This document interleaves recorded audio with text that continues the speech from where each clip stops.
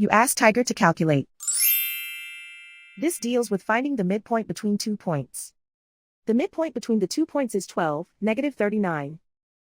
Let's solve it step by step. Plot the 2 points and calculate the midpoint using the formula. The coordinates of point 1 are, x1 equals 17, y1 equals 15. The coordinates of point 2 are, x2 equals 7, y2 equals negative 93. PM represents the midpoint of the 2 points.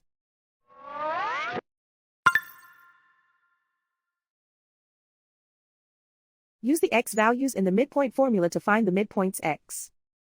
x1 equals 17.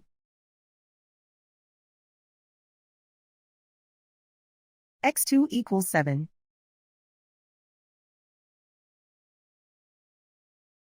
Simplify the arithmetic.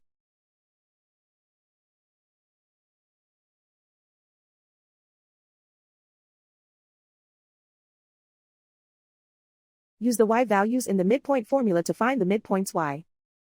y1 equals 15.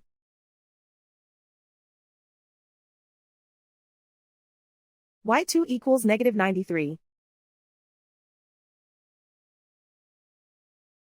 Simplify the arithmetic.